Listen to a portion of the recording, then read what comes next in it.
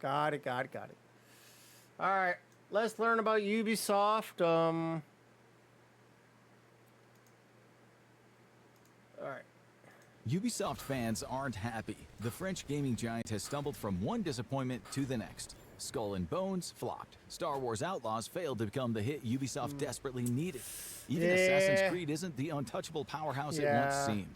So what happened? Everyone has an answer, and they might all be wrong. Some fans blame woke writing. Industry veterans blame overworked developers. Dude, it was so much. It was so... I don't see what you... Yeah, right?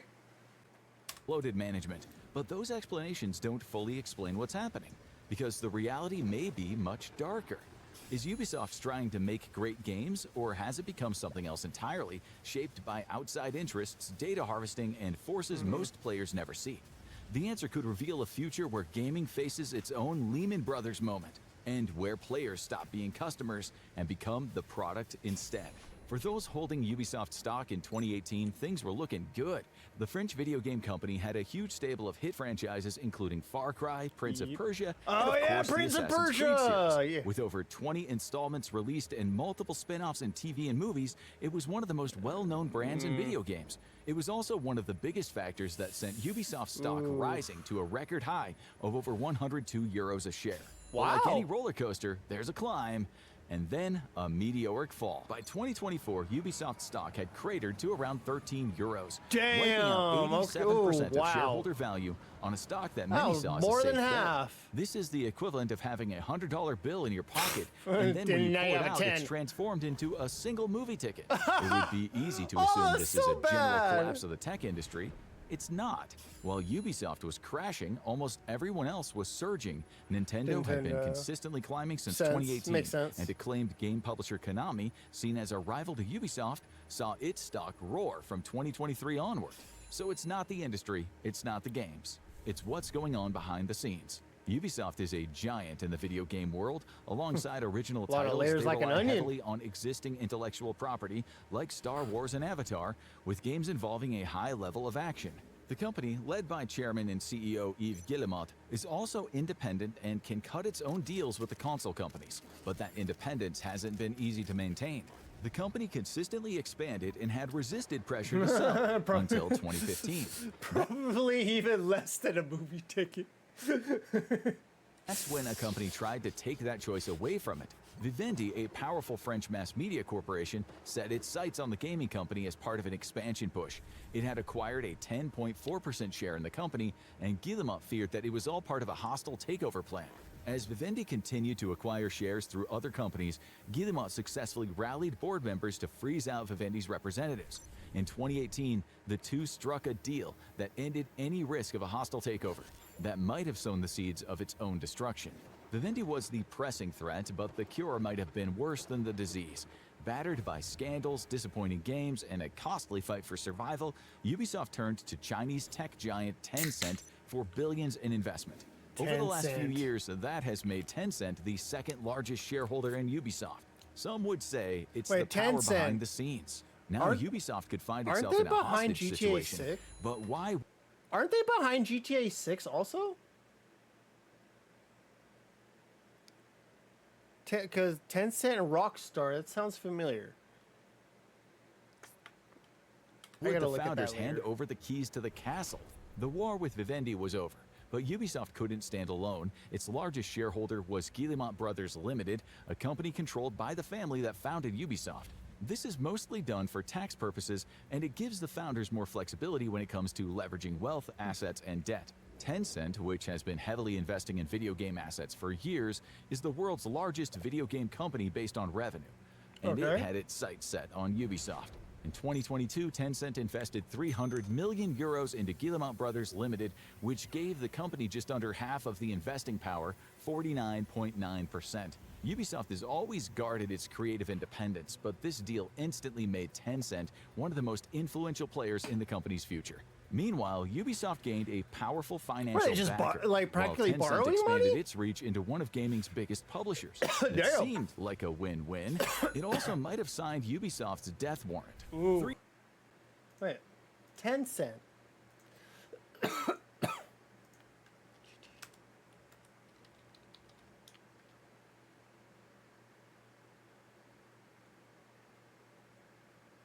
thought they were. Huh. I thought they were part of it. Because I remember hearing lawyers like Tencent. Didn't Tencent bring lawyers or something to the hacker's house or something? €100 million sounds Well, it must like have a been lot, Rockstar. but it's really only the price of one Marvel blockbuster these days. Large tech companies can throw that money around like spare change. For Ubisoft, though, it was an act of desperation. They were scrambling to save board seats for the founders. Now they found a partner who was known for wanting to maintain a hands-off approach. Tencent's business model generally centers around being a silent partner and reaping the benefits. There were several conditions included in the deal that made this more than an investment. It made it into a marriage. For Tencent, the deal included an 8-year lockup period that kept Tencent from selling its shares. This was to protect Ubisoft from a backdoor deal that would see its investors turn over control of the company. Ubisoft also built in protections if the company is ever sold, adding in exit clauses in case a new owner takes over. As Ubisoft actively managed its options, this arrangement seemed beneficial for both sides, stabilizing the company for the future. Behind the scenes, Ubisoft was struggling, and it had very few options. A company carrying debt is no surprise, but often accumulating debt is the prelude to a big sale or a collapse. A bigger company that can absorb the debt purchases it and gets all of its assets in exchange for taking the upfront financial hit. But with Ubisoft determined to not sell, they had to figure out how to get out from under their current debts, which as of 2026 ran $2.45 billion. Ubisoft was now in a catch-22. It had to pay off its debt, but the method it would normally use to do so, a quick sale, was closed off for multiple reasons. That left only one remaining suitor, Tencent itself, which was eager to purchase more shares. But if Ubisoft wanted to remain independent, it would have to figure out a new way to do business. What happened next is what many gamers say is the death spiral of the company, as the gaming house known for acclaimed historically accurate epics starts turning out pure slop. Although, was it doing it on purpose? Ubisoft continued to crank out games at its usual pace, and several of them had a lot of hype behind them. One of the top picks was Skull and Bones, which seemed like a can't-miss pitch. It brought the historical accuracy of Assassin's Creed to a new game. Players would engage in piracy and naval warfare on the high seas. The tactical action game featured a realistic sailing mechanic that was unlike anything ever seen in video gaming before. It was innovative. But was it fun? The game had to be redesigned multiple times to refine its combat and exploration mechanics. The ships game failed to include very little of the original sailing mechanics. Instead, it focused on treasure hunting, ship combat, and faction wars. This made it feel less like a new game and more like a reskinned Ubisoft classic that cost $200 million to produce. It debuted to poor reviews and middling sales after an extended development saw it slip from being announced in 2017 to being released in 2024. And that was just the start. It was a huge coup for Ubisoft when Star Wars Outlaws was announced in 2021. From there, it was a fairly smooth development process. The game was fully revealed in 2023 and dropped onto shelves in 2024. The game featured original characters and was a heist mission set in an open world. While it got marginally favorable reviews, it was generally seen as derivative and many users noticed frequent glitches. The middling sales likely put an end to future collaborations between Ubisoft and Lucasfilms. Everyone had an opinion on what was to blame. Many players expressed their frustration with Ubisoft's recent output for subjective reasons, often accusing it of being woke. The Assassin's Creed franchise had diversified heavily since its early days, focused on Renaissance Europe, featuring lead characters of all races and genders. Star Wars Outlaws people got so mad about Assassin's Creed. Skull and Bones let users customize their own pirate lead and featured a diverse supporting cast. Some fans felt that it was pandering to an audience who were unlikely to play video games and ignored the original fans. The reality was very different. There's a term in development, minimum viable product, which essentially means good enough. Companies will release an incomplete product with just enough to get fans interested, and then they'll let the fans tell them what was wrong. These betas are either patched and released in updated models with new features, or the feedback is incorporated into the sequel, which the studio can then sell to fans at the full price. One way or the other, the studios win. The fans who get an imperfect product usually lose. This might be becoming Ubisoft's modus operandi now, pushing out unfinished code just to keep the financial life support running. But where is the money coming from? It doesn't seem to make sense at first glance. After all, who would want to put out games that don't provide a satisfactory experience? That might get some money up front, but it would likely alienate most casual gamers, making it harder to sell them future games. Short-term benefit and long-term loss is very rarely a good bet when it comes to marketing. This strategy seems likely to push Ubisoft further into debt as time goes on and make it harder for the company to maintain control of its own property. Except, new gamers might not be the target anymore. One of the most important numbers in gaming is player recurring investment. It's the metric that measures how much money players are willing to spend on a game after their initial purchase. In the 1990s and early 2000s, you purchased a complete game and that was it. But once game systems connected to the internet, it became possible to create a whole in-game economy of microtransactions. The game wasn't so much a single product as your passport to a network of features. The days of straightforward games with a clear beginning, middle, and end are gone. Welcome to the world of games as a service, where updates are constant and the fun never ends. And neither do the payments. If the studio can get a gamer addicted to the format, they'll have a customer for life. That can make up for losing dozens of other buyers. Ubisoft's become one of the biggest subscribers to this model, to the frustration of many fans. But as long as it keeps on paying, they'll keep on doing it. Ubisoft has had massive success with this model, with its recurring player investment typically averaging 43% of total annual revenue. When you remove the big game launches that have outsized impacts on the bottom line, it can top over 50% per quarter. That is a lot of money for doing little more than just selling new costumes and launching new PvP battle seasons. And when you need to put in less effort than before, you need less talent. Over the last few years, Ubisoft's seen an exodus of mid-level programming talent. The team being when you get famous, you can get that ad-free deal. Oh, I would love that. Replaced by engagement-minded algorithms that focus on creating the next hot collectible. It's a good business, but is it sustainable long-term? Not for a company in as deep a debt as Ubisoft. They need something bigger, and they may have found it at your expense. The announcement of a new Assassin's Creed game is the kind of thing that could get people excited about Ubisoft again. The franchise is still Ubisoft's crown jewel, and the last installment was in 2023. So when Assassin's Creed Jade leaked in 2022, it picked up some buzz. It would be set during the Qin Dynasty in the 3rd century BC, and it would feature a customizable lead character for the first time. But behind the scenes, there were rumors of trouble, and soon they proved to be true. This wasn't really Assassin's Creed at all. For one thing, the game was going to be released exclusively on Android and iOS. That usually comes with more limited gameplay and a greater focus on level-based gameplay as opposed to a single narrative. It's also where microtransactions live, as everyone who has ever played a Match 3 game knows. But beyond that, the move of one of the world's greatest video game franchises to mobile raised worries of another plague of mobile gaming. Welcome to the algorithm, where you are the product. Assassin's Creed Jade isn't a Ubisoft production, it's being outsourced to Tencent, with the mobile RPG being handled by Level Infinite, their mobile gaming arm. Designed as a free-to-play game, little is known about the actual gameplay, beyond some enticing-looking trailers that hint at intense battles. But veterans of mobile gaming combat know what to expect. A never-ending supply of levels, with new gear and features always available to purchase. Many fans are dreading their favorite game series being turned into a Hero Wars clone.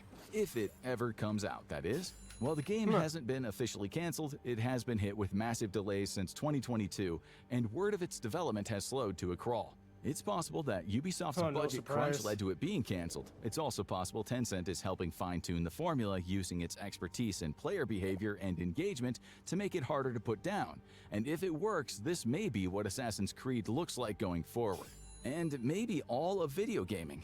Ubisoft has effectively handed its most valuable franchise over to a company that could one day be a rival, but Tencent may be after something even more valuable than your money. One of the most significant acquisitions Ubisoft has made in recent years didn't make headlines at all. In 2018, the gaming company made an offer for Dutch server hosting company i3D, which hosts over 10,000 servers globally, heavily in the gaming sector. That means they have a player base of over 840 million active users, with the number varying dramatically by server. The company also provides major infrastructure for both Ubisoft and competitors. By acquiring them, Ubisoft guaranteed that it could ensure server stability for its multiplayer-heavy future. But that same structure might be enticing for a very different reason. i3D grew massively under Ubisoft's leadership. What it's done is essentially create a digital panopticon, a massive network of almost 1 billion gamers playing, interacting, and making microtransactions online on a regular basis. Goddamn. If you wanted to build a profile of the gaming industry, this is I ain't about as spending close money on as you Ubisoft. could get. Most modern games have an online component, and their players cover nearly every demographic and genre imaginable. For Tencent, it could be the most valuable intel imaginable. Tencent is one of the most successful gaming companies in the world because of its investments, but it also has been making more aggressive steps into being a provider. Its mobile gaming subsidiary has had great success in China, but it's had limited impact in the United States. Assassin's Creed Jade was the first step in changing that, using a popular brand to introduce the user to Chinese gaming and media infrastructure. The next step, giving them access to the entire gaming panopticon. Tencent gains control of Ubisoft's media infrastructure, they'll have an express pass to some of the biggest gaming companies in the world and their most secure data. This is essentially a backdoor into the secrets of the most popular games in the world. Tencent will be able to discover the gaming patterns of American players. When they make their next big move into the American market, this will be an invaluable tool that could change the gaming industry forever, and not in a good way. Why would a Western gaming company leverage its future and allow itself to be turned into little more than a vessel for foreign data harvesting? Ubisoft is still a rarity in the gaming world, a major game company that's controlled by the family that founded it. It hasn't been absorbed into a larger gaming company that then turned them into little more than a boutique imprint. When the chance for a hostile takeover arrived, the Guillemots were willing to pay anything to avoid it. That's what cost them. The founding family had one priority: avoid being pushed out of their own company. When Vivendi was ready to make a move, the company thought the deal with Tencent was worth making. However, this may have been a short-term gain in exchange for long-term pain, because Ubisoft, a company already in heavy debt, had leveraged its future in exchange for maintaining its hold on the company. Now those chickens may be coming home to roost. Ubisoft has never been like other gaming companies, and that might spell its end. Ubisoft has found itself locked in with Tencent. Neither company can easily disentangle itself from the other. And that's fine for Tencent, which has the money to burn and has been investing heavily in companies like Ubisoft. But for Ubisoft, it's given up some of its independence, and now it has less leverage. It's still heavily in debt and staring down bankruptcy unless its gaming fortunes turn around. It's game pretty down there. If it was forced to sell, it would find itself with only one feasible buyer, Tencent, who is lying in wait. The trap is set, and Ubisoft's outlook is grim. What does Ubisoft's future look like? It's likely that Ubisoft's debt problems will only get worse, with their release schedule slowing down. Since Star Wars Outlaws released in 2024, the majority of their releases have been internally developed games. Major titles like Just Dance are produced entirely in-house, alongside releases like Monopoly and mobile games. Releases in the Assassin's Creed and Tom Clancy series haven't produced the impact that the series used to, and it's likely that due to their financial problems, they have to sell more shares. As Tencent gains more shares and Ubisoft's stock price continues to sink, the best financial option will be to take the company private, and that would make it easier for Tencent to continue to exert control, eventually gaining a majority share or buying the company outright. All the franchises, including Assassin's Creed, would be Tencent property, and the 300 million user base with it. They would also have full access to the servers owned by i3D. They would immediately become one of the biggest players in the entire gaming market, and they're ready to take full advantage. China's gaming market has been waiting for this. Tencent has been making moves in the sector for years, but they've only just been able to get shares in existing powerful companies. However, Ubisoft's determination to remain independent has done the exact opposite. The company has made itself the most enticing target possible.